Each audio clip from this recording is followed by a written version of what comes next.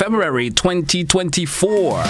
It's the day of the week that we do entertain various departments within the government. But me this morning, we have, of course, the Honorable Mr. RedHead. Good morning to you, sir, and welcome. Morning, GT, and thank you very much. I always thought I would never see you on the show again. No. I remember I made a promise last year. Yes, you're going to be back. You're going to be back. How's everything? It's good. Let me wish the listeners and viewers both on television and radio, locally and abroad, good morning. Happy Valentine's Day, those who celebrate it and those who do not. Well, one love. But it's good. Good to be back. We just wrapped up the Independence celebration. Yes. Not actually wrapped up, but because it's a year long. It's a year-long celebration. I keep saying wrapped up because somehow it always comes when February 7 you think, well, you're done with Independence. So that thought pattern always seems to be flowing in me for some reason. I always keep saying that. But we had a lovely day, the 7th of February. How you feel about that? How you felt about that? It's a good time to feel proud to be a Grenadian.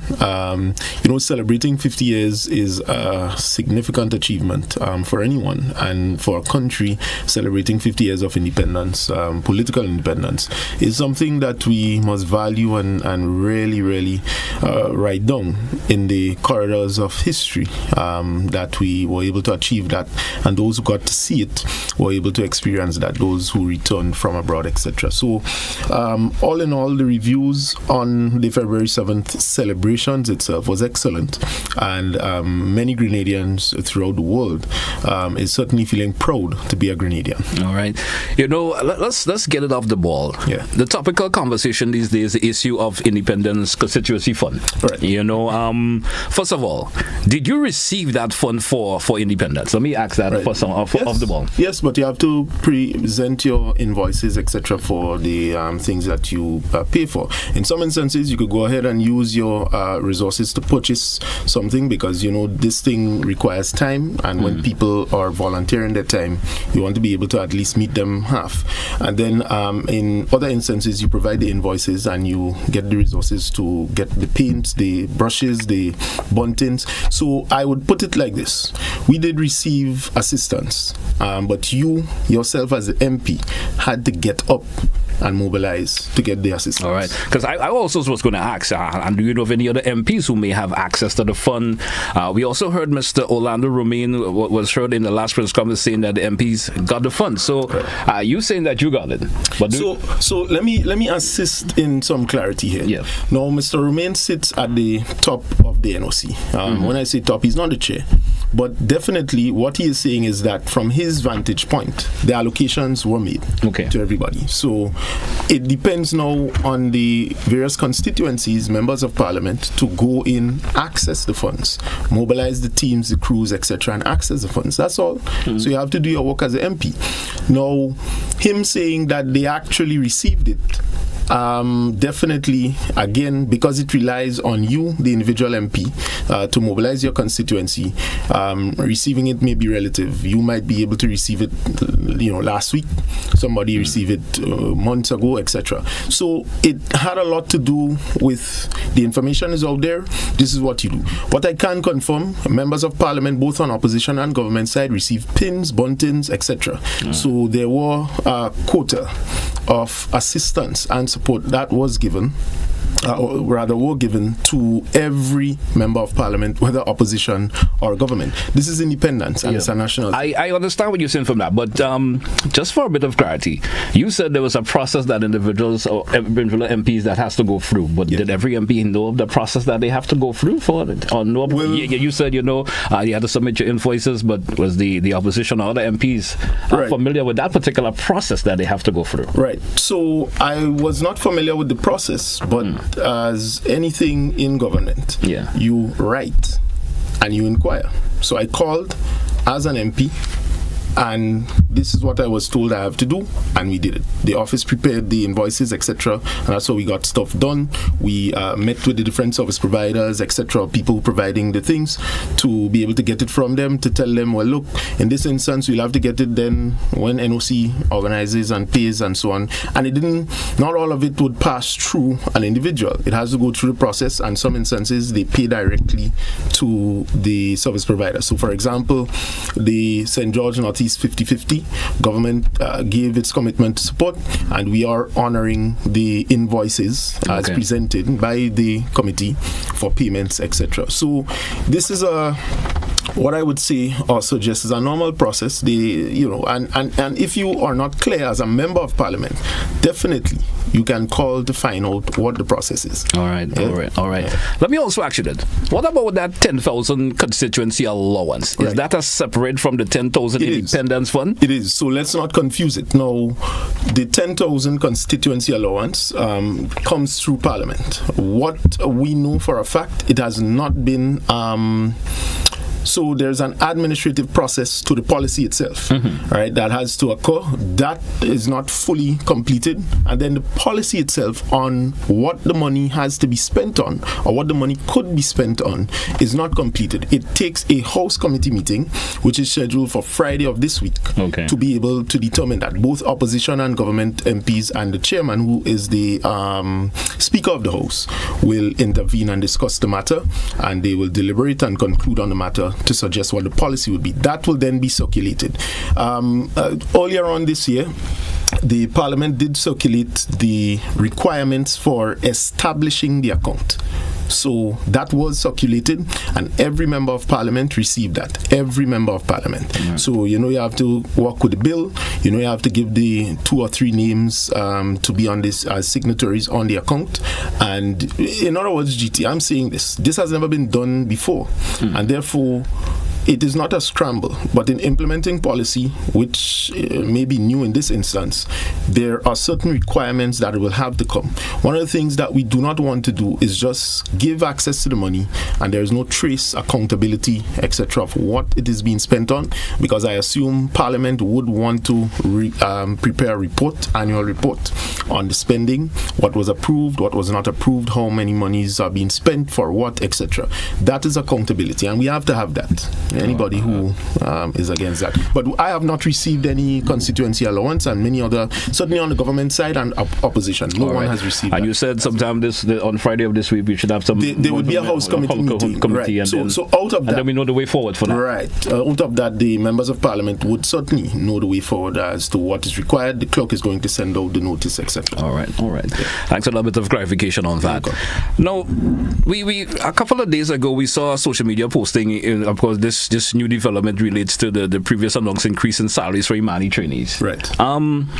You being the former Minister of Sport, in charge of the Imani and everything else, if I could put it in that way. Yes. Give me some clarification on what took place and what happened, if you could. I had the opposition yesterday who gave their understanding of it, their version of it. Let's hear from your part. So I listened partly to the opposition's version of it. That's incorrect, clearly. What is at stake here is simply this.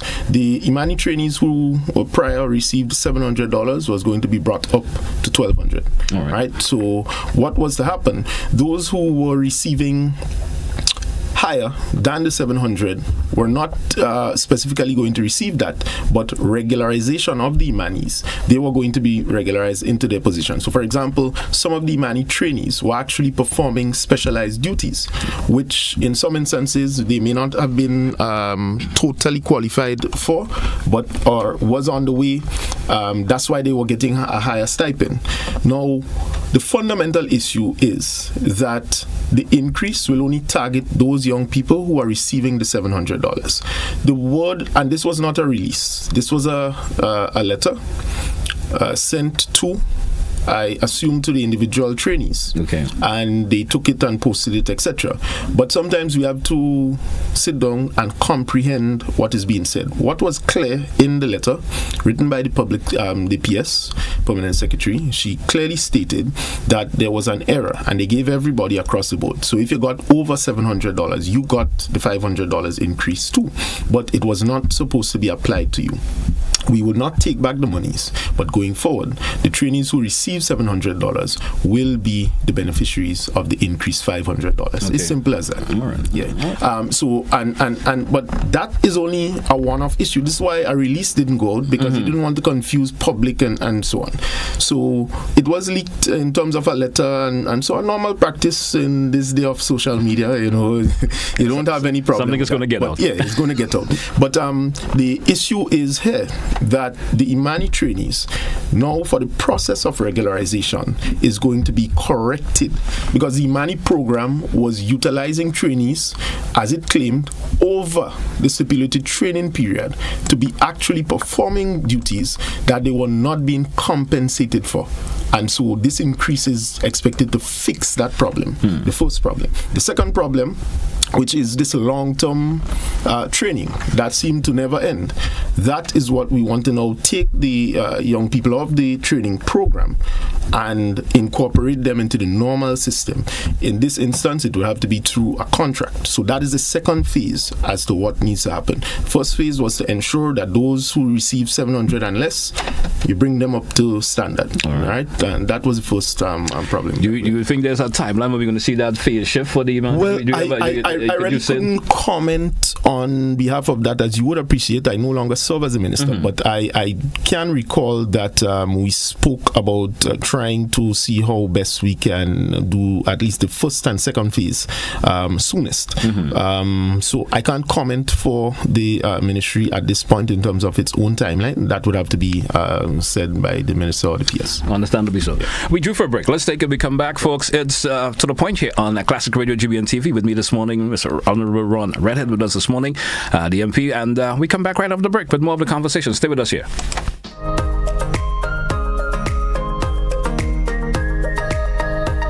Planning and Development Authority of Grenada, PDA, is enforcing regulations to curb illegal, disorderly, and unauthorized development in several locations throughout the state of Grenada. The authority is concerned that structures mainly associated with vending are negatively impacting the environment, has undesirable public health and sanitation consequences, present obstructions to vehicle and pedestrian traffic, can become projectiles during adverse weather conditions, and generally affect the aesthetics of the nation.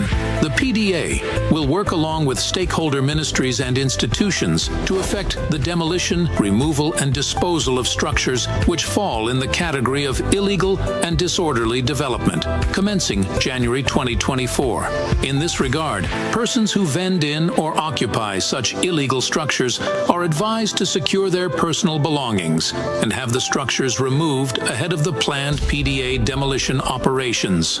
These actions of the PDA have become necessary to safeguard and protect public health and the environment, ensure the safety and well-being of all citizens and visitors, discourage any future disorderly construction, and encourage compliance to regulations pertaining to physical development in the state of Grenada. This is a message from the Planning and Development Authority of Grenada. If I take time and I write down all the things that I love on my island. For our year-long celebration of our 50th anniversary of independence, Let us show how much we love our country. Let's all stand together as family, friends, and neighbors throughout. May the spirit of freedom fill our hearts, and the colors of patriotism paint our lives. From the Technical Support and Services Department of the National Lotteries Authority. Happy 50th anniversary of independence, Grenada. 50 years we strong and more to come.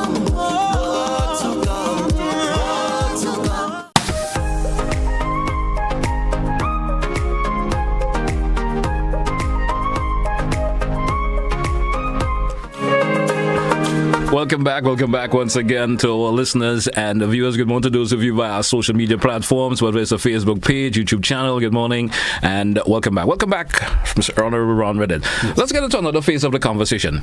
Let's talk about your studies. You of course, your studies, how it's been going. What are you doing in these studies? What are these studies in? What right. So, I'll just simply say it's a master's program. It's online. I would be starting my first course on the 4th. It's merely to finish up my degree. I started SGU in 2019. I had to certainly put it up for the election and general election, and I want to resume that because, as you know, in modern politics, a degree back in the days may not have been a primary focus because once you could capture the crowd, etc., you're a politician. But going forward, you must have depth.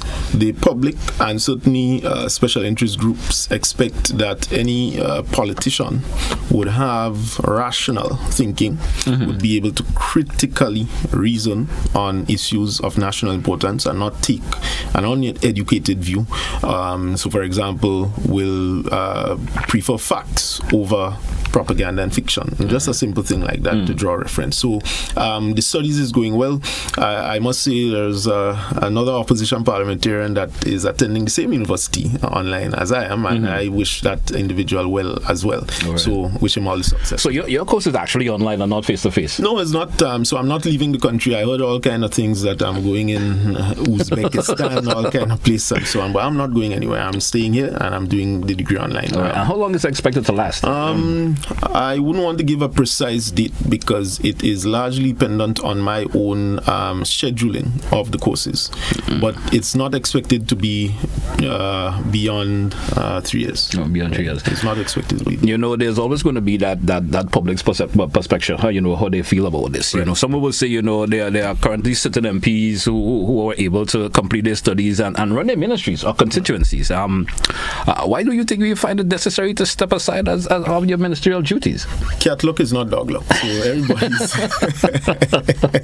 everybody's outcome and so on is not dependent. Look, the truth is there are many different routes that one can take to achieve their success.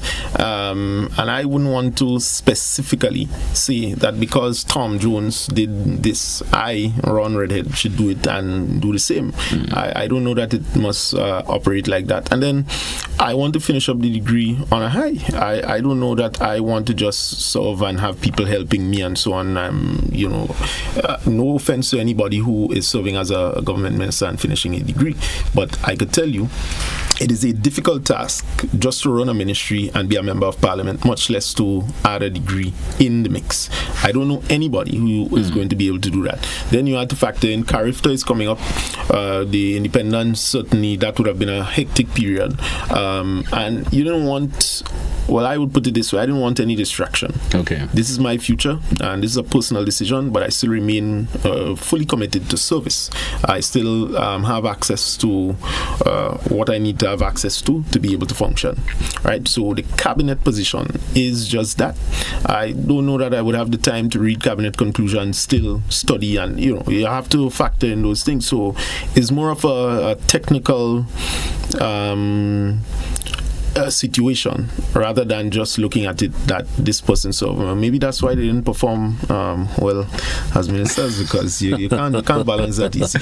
No, let me also ask you this: do you think it's fair to the people of St. George's Northeast to offer yourself of the MP and then go into and getting the opportunity to step back, of course, as their voice in cabinet? I guess the folks voted for you for that particular reason. I wonder if you get the concept of my question. No, it's fair. So I'll put it this way: that you first get elected as a member of parliament, yes, and your voice is first and foremost in the parliament for the people. Cabinet is at the request primarily of or approval of the Prime Minister in that sense. But aside from that, at Cabinet, what you do is strictly related to the mundane government policies. You had to pass this, you had to come with that in the morning, you had to read this long document. Those things are not always automatically utilized for deciding on the way forward. I must say, I didn't sit in previous cabinets, so I don't know how it was, but my experience in the cabinet is that we are minding the nation's business and more so trying to decide where outdated policies are, how do we upgrade and improve them, and those policies that work, how do we continue to enhance them. So, irrespective of me being able to sit in cabinet, I am still fully able to serve my constituency, and that's my primary focus, whether or not I was a minister of government or not. That's my primary focus. Now, outside of that, as I mentioned, I need to improve my capacity even further. because we are dealing with the big world. It's not just me sitting in the ministry's office. We're dealing with the day-to-day operations of the ministry. You have to treat with policy, you have to treat with international relations, you have to treat with multi-dimensional elements. And therefore, one has to continue to upgrade his own capacity, her own capacity, to be able to treat with that from the beliefs that we already have and the things that we already know. And in life, you never stop learning. So my thing is that you need to continue and continue to educate yourself. Tell me, I'm assuming you may have had conversation with your constituents. How do they feel about that particular move that you have made? Yeah, so given the history of the NDC, it's always easy to go down a particular road. So I try to encourage constituents to remain focused. That is not the issue at hand. It's not stopping anything. We still continue to get our projects up and running. We still continue to serve the public. We still continue to provide assistance to the various constituents who come for the assistance. There's no issues there. I still serve in the parliament, etc. Me being a minister, and primarily the Minister of Sports, it offered me the opportunity to look after the interests of sports in the constituency directly. Now, in this instance, I still have the opportunity to do so. So there's no love lost where that is concerned. Anyone who has an alternative view, I normally sit and listen to them and just hear them out so as to what they say. And the concern primarily is for the to ensure that this is not a move to say that there's any infighting, etc. But it's all good.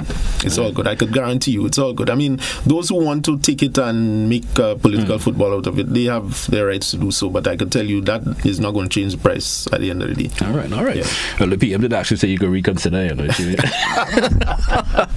I was a joke.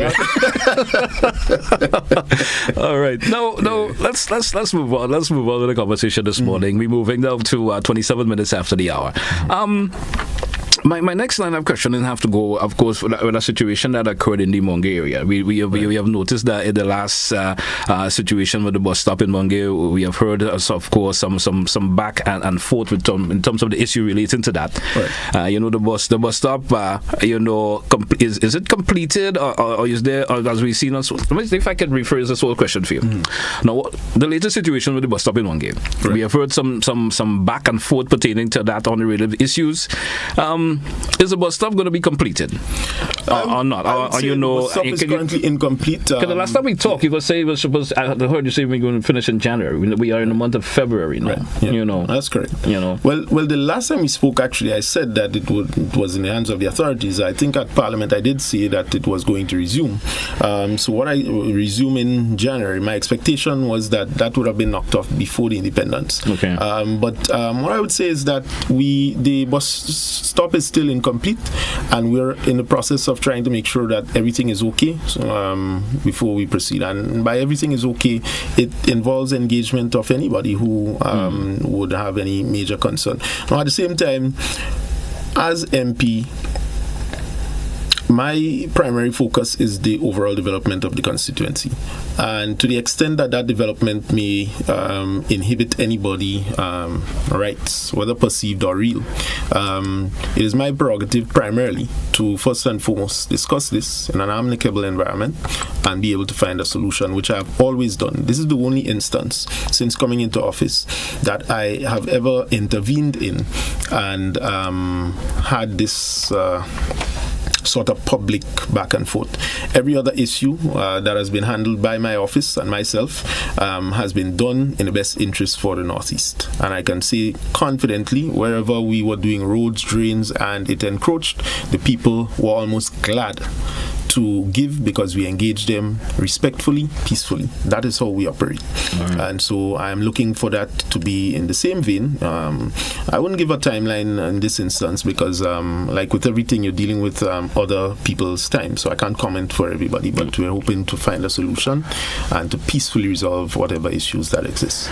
If I may ask this particular question also, are there any legal matters surrounding this Monge bus shed right now? Are there any legal matters surrounding that? Well, not with with me, I could say I didn't build the bus shed, nor did I remove the fence. It is in the hands of the authorities, so you would have to ask planning development about any legal matters. But I don't have anything pending. All right, understandably so. We drew for a break again. Let's take it till we come back with more of the conversation. Stay with us here on Classic Radio. It's To The Point for today, Wednesday, the 14th of February. We'll be right back after the break.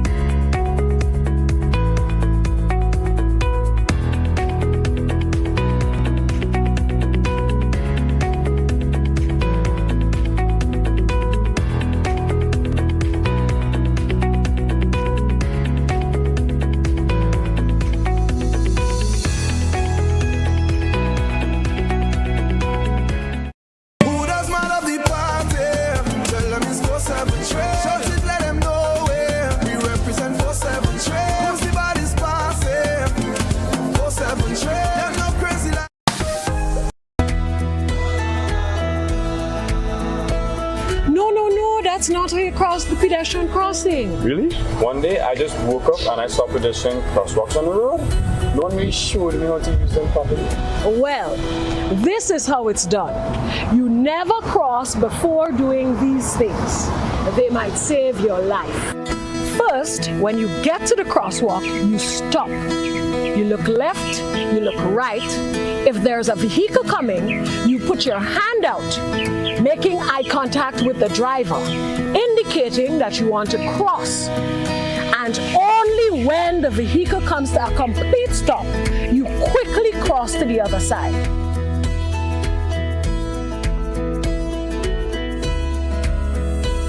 Stop, look, hand out, eye contact.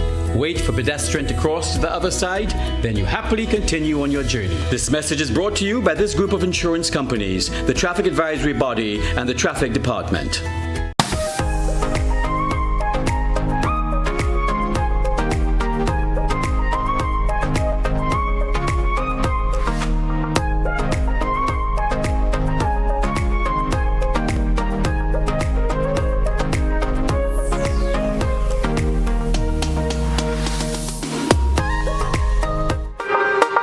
Welcome back, listeners. Welcome back, viewers. With me this morning, we have the Honorable RedHead with me this morning, and here on the program. And Honorable, let's get back in the midst of some more conversation this morning.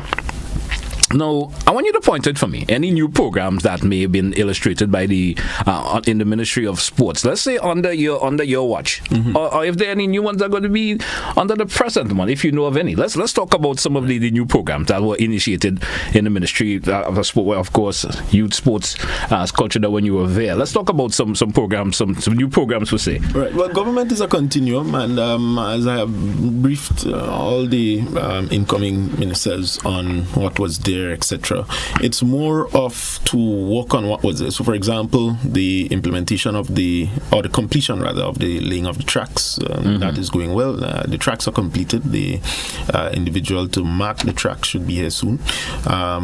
We also have the commencement of the construction at the cricket stadium. That is going well as well with sports. I can confidently say to you that the parish councils, in terms of the elections that has to take place at various times, that is going to be announced in time to come.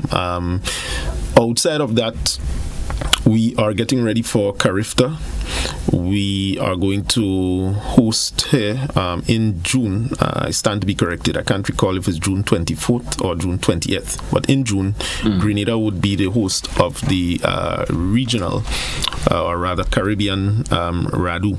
That's the Anti-Doping Agency meeting. This is going to be a big thing for us because as we professionalize sports, we are going to see the advent of illegal drugs and our capacity as a country to be able to prevent our athletes from going that route and also being able to identify it needs to be boosted. And so this was something that we arranged, and I'm happy that it's going to happen. The other thing is that we are going to see the implementation of the incentive package. Again, this was done prior, and we're going to see the full implementation of that, where an athlete, if they run or they jump or take part in whatever activity, let's say at Olympics, we are going to know confidently what their incentive package would be if they come first, second, third, etc., fourth, and so on. So we have that coming on stream, and that should be done in soon time.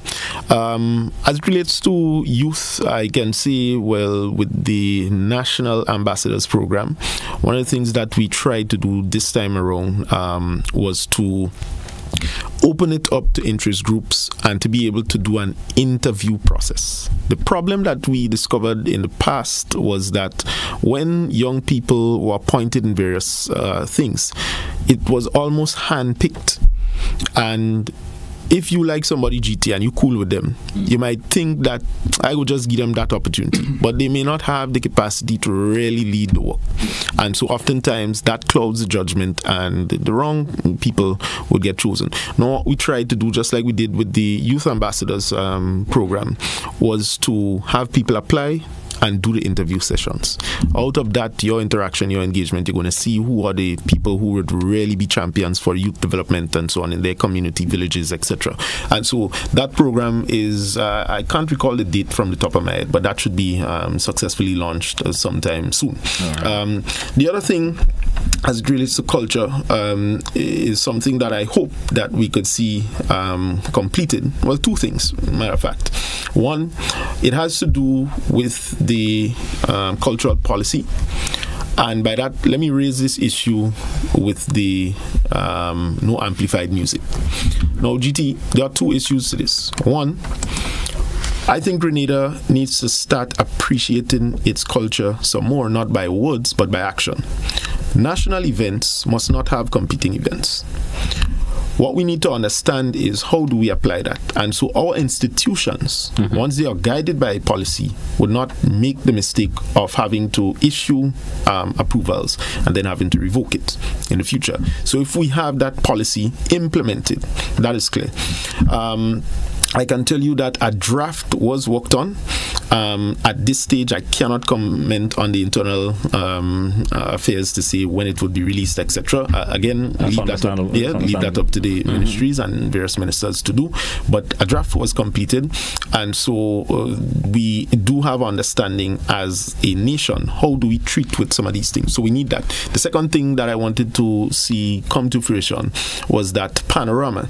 Now, my own view was that panorama needed a lift in terms of what would happen. So I was saying, or rather I suggested in my capacity as minister, that it should be pan and cuisine. I was very pleased to see an element of that implemented through the NOC for the independence on the Carnage. Again, the venue may have been a little small, but if it is done right, you can then draw out more people who might come for the food, and they would get a taste of the pan. That is the point. So I'm saying that there is an incentive that could be derived if we twin pan with something, and cuisine is part of our culture as well, and it offers the boost to panorama.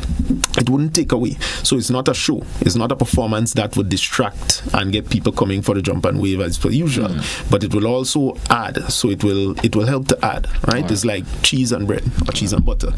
So that was the other thing. So I'm really excited and looking forward to some of the things that was started prior, seeing them continued, enhanced, most importantly, because I mean, where I sit, and at the team we had at the time, our vantage point could even have been a bit limited in some respects, and then a fresh set of eyes coming into a ministry could be able to enhance something easier. And so I look forward to the continuation of those things, and certainly when I return in cabinet to continue to support. Now, let me also ask you this. I mean, in your tenure of being in the Ministry of Sport, was there something about that you may have seen, you may have accomplished? In terms of accomplishment within that you can say, man, I'm proud to see that has taken place within, and know that you're out, you could look out and you're looking in. You could say, hey, I'm proud to see what was done within there during my tenure. Well, I couldn't really just single out one, but if I have to comment, I would say the question of the whole structure. So from incentive packages, the sports policy, being able to anti-doping, the infrastructure around some of the facilities, the management for some of the facilities, the quality and standard has lifted in some regards. We still have some work to do in other areas, but nonetheless, as sports minister, I saw tremendous growth in terms of the management structure around the ministry, one, and two, the ability for sports to really take off. All right, I was pleased to be the minister at the time to suddenly implement rugby, and generally see other sporting disciplines rising to the occasion. So, for example, drags. I have had meetings with them. We looked at various policies. We approved support for the various associations. It wasn't anything grand, certainly wasn't $1 million, but nonetheless, we did give support to almost every single association that came to us to give. So, by and large, I was satisfied with that, and I look forward to it continuing. Let's switch the conversation still in terms of achievements. Let's talk a wee bit about your constituency. Right. St. George's Northeast. Tell me about some of that great achievement that you may have seen. Let's work with 5 as a number. All right. You say, hey, this is something that I have achieved in my tenure thus far in the Northeast, being there since coming into office. Tell me. Yeah. So I am satisfied that I am seeing the improvement with small businesses. Nonetheless, we still have some challenges, but the creation rather of new small businesses. So, for example, we've just given some equipment to some young men to be able to roll out their plan. I am seeing more and more greater assistance with education. Some of the sports facilities that have been done for years, we are seeing them upgraded, and the general infrastructure of the constituency, that is improving. The other thing that I see a difference in, it's still a problem, I must confess, is the question of the balance. Who is NNP and who is NDC and so on. To be able to say that at the surface level, you have to serve everyone. Yes. I ran on an NDC ticket and will run on another NDC ticket, but my commitment is to people, whether green, yellow, red, purple, black, whatever it is. But that's my commitment to the people. And therefore, while we've made some strides, you can't change everybody's mindset all at the same time. And therefore, we still have some challenges there that people understand. It's not my time, it's not your time, but it's our time to develop the community. So I have seen also an improvement with community spirit and a lot of volunteerism. In fact, it used to exist prior, but it waned somewhat. It's now returning. Where I'd like to see a greater community spirit is some of the more upscale communities, Mount Parnassus and so on. Get them to understand that we as a community need to come together some more. So we need more community centers. We need to plan. If a drain is causing problems to neighbors, it's not just the neighbor's problem, but it's our problem because it's our community. So I'm seeing more and more of that. So those are the 5. All right, great. I think, of course, I may have exhausted all I wanted to talk to you about. So we're going to give the opportunity to our viewers and listeners this morning. 435-2041. You can call also via the WhatsApp 435-2041. You can, and the number on air also is 435-2041. If you do have a question or two you may like to ask the Honourable Minister, feel free to do so. Let's go to the phone line. Caller, good morning. You're welcome. Caller, good morning. I think the caller is not ready for us. Make sure you turn your radio or television or whatever device you may have in the background, please, before you call 435-2041. And let's go to the phone line. If we do have another caller, let's say good morning. Caller, good morning, and you're welcome. Morning, my brother. I'm trying to make 2 points to the program if possible. Yes, you are live, sir. Go right ahead with your contribution, please. And would you mind turning that device in the background off, please? Totally. Callers, let's move on to another caller. 435-2041. Feel free to also give me that call via the WhatsApp if you want to ask a question to the Honourable Minister. Let's go back to the phone line once again. Caller, good morning. You're welcome. Caller, good morning. Yes, brother. Yeah, just get cut off there. Caller, would you go ahead with your contribution, please? Yeah, we're trying to find out if the cricket stadium will be light up. If you're going to get light so we can have cricket in the night. And the second one is, will they consider renaming the cricket stadium to Afri-Fletcher Cricket Stadium? All right, thank you, caller. Any response to the caller? Yeah, well, again, I can't speak on the policy at this present time, so I wouldn't want to venture into that. But lights at the cricket stadium is a possibility. This is one of the things that we have factored in to be able to run the electricals almost simultaneously. Now, I can't speak on the specific decision that was made now as it relates to what would happen if it will be after or before or during the reconstruction phase. But that was something that was factored in. Okay, let's take another caller. Caller, good morning. You're welcome. Morning, GT, and morning to MP RedHead. Good to hear you in your new role in a matters of speaking. There's a few questions, and you touched on one already, the issue of community, the role of community, voluntarism and so on. Now, we need more of that, but we need more concerted, maybe even scientific way to do it, because we can't move forward without community involvement. And can you maybe help the authorities to ensure that the people who have ideas, who know, who have experience, and I hope I'm not trying to make a case for myself, but utilize people who knows. There are people who are trained over the years in community development and so on. It's one thing to send somebody out in the community who to do a job and they don't really have that requisite skill. So can you get the folks to really understand that could be one of the trump cards that the party could use going forward? Also, in that respect, the need for intergenerational dialogue or conference, which I've been advocating for years, could we also see that? I've been talking about a book fair. We need things like that will encourage people to be more productive, more creative. I know we have the creative, the part of the government now with the creative aspect. We need more of that. So the low-hanging fruit, to me, these are low-hanging fruit. So I think there was one other thing, the issue of, for years, since post-invasion, I've been talking about the Cubans did some studies, cultural and political studies, just before the collapse of the revolution, which was very revealing.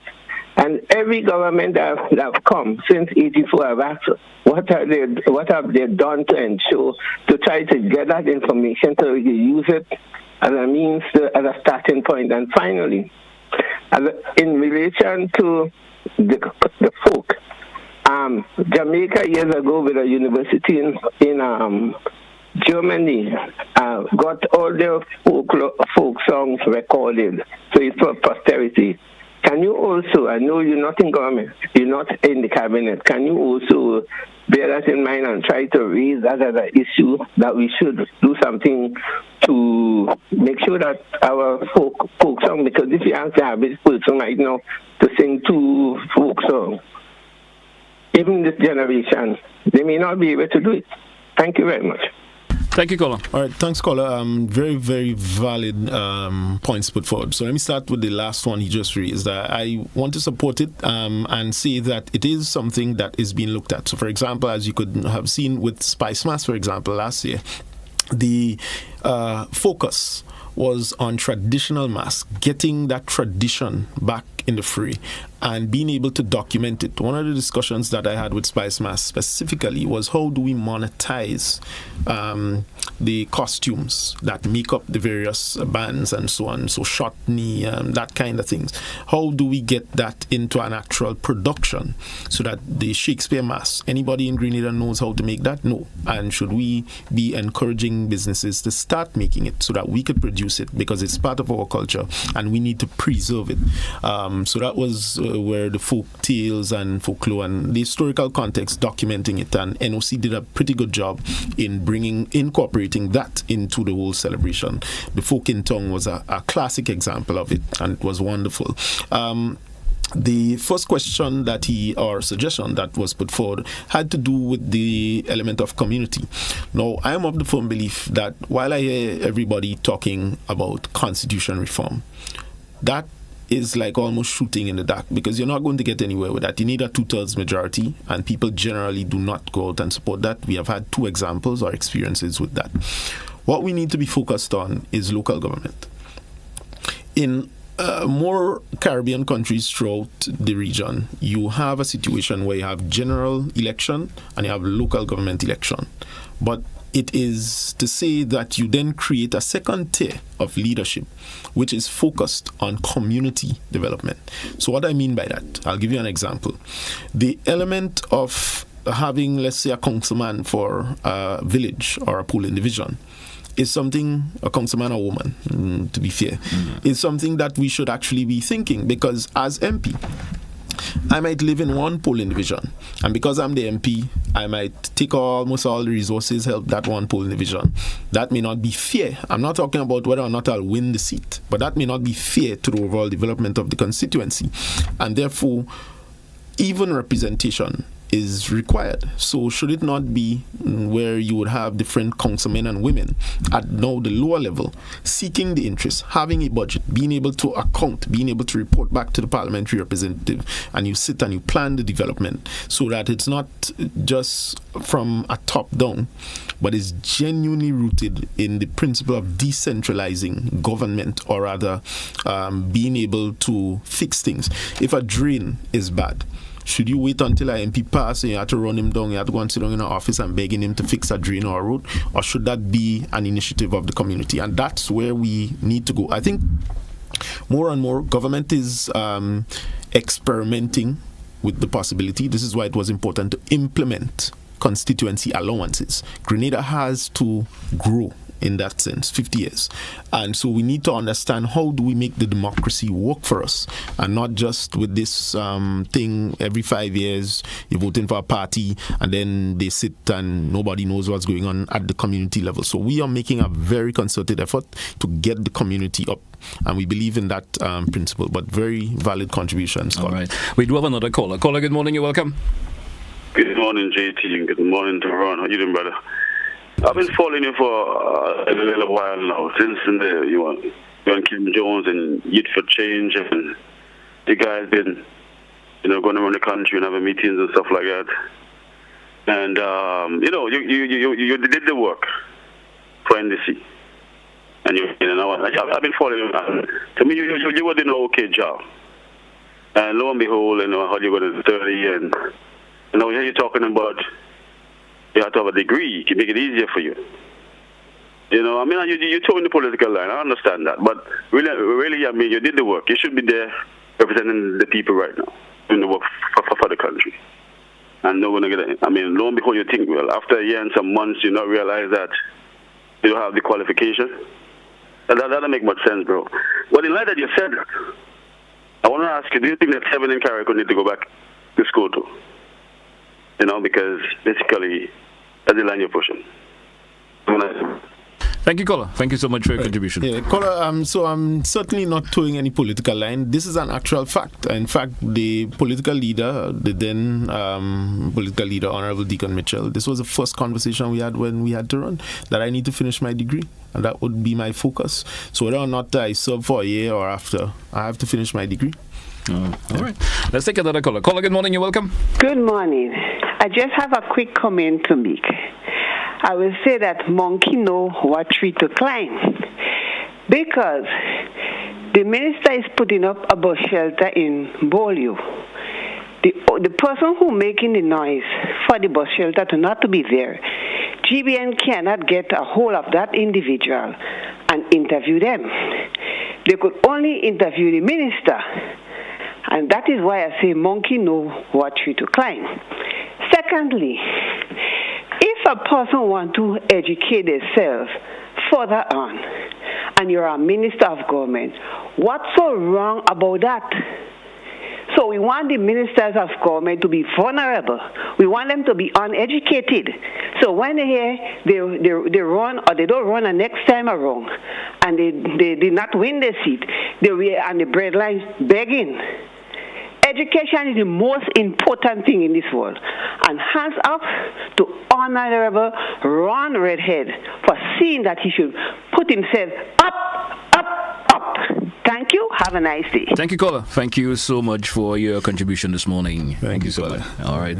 We have approximately 5 minutes left on the show. 435-2041. 435-2041. Let's entertain another caller. Caller, good morning. You're welcome. Morning, and morning to the minister. I think I heard a while back, I joined a little bit, but I think I heard a while back that national events not supposed to collide with, like private shows or whatever it is. Now, I warn him, if you are going ahead with that policy, I would like that you all go ahead with it very carefully. Now, my other question is, why is it that Queen Show, I think it was the Queen Show, had to take place in a private entity? And we have the National Stadium, we have Tank Team, we have other places in Grenville. So basically you're asking that why it have to take place in a private place? I ain't going to call the police name. Thank you. Thank you, caller. Thank you so much. I don't know if anything more specific. What's the point? Well, no. What I think is we need to have the conversation on how we treat our national events, the prominence we give to them, the respect, etc. So that should be where the focus is. As it relates to the Queen Show question, I don't know what the caller's talking about. All right. I guess he was talking about the Queen Show not being maybe at the stadium held there, or maybe it was at a private location. Last year. Was it last year or the year before? Queen Show last year was at the stadium. I couldn't comment. Maybe it was at the year before when it was at a different location. It was at Spice Basket. Spice Basket, yes. Yeah, I think he's probably talking about it along those lines. We due for a break. Let's take it when we come back. We entertain more of your calls here on the program. Stay with us, folks. We probably come back, get some closing comments so after the break, and your calls if time permits. We can be right back. Be part of Agriculture Reimagined.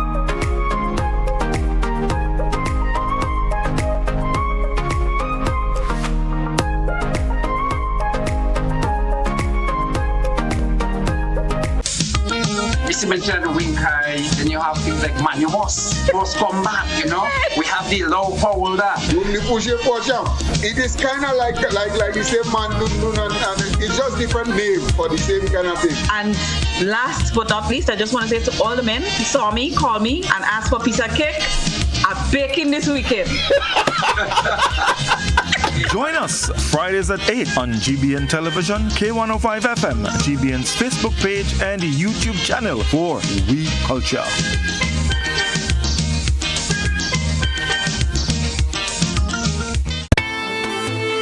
Whoa, whoa. Rock the box, we say, yeah. GBN, we say, arts and culture living, yeah. Rock the box, we say. I'm telling you, rock the box, rock the box, rock the box, we say. I'm telling you, rock the box, rock the box, rock the box, we say.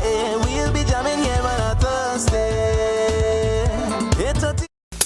I want you to control your anger. There's a way to feel better. That's one thing to remember. No matter where you are, you can be a star. Stop and take a deep breath and relax yourself. Take another deep breath and relax it, eliminate violence.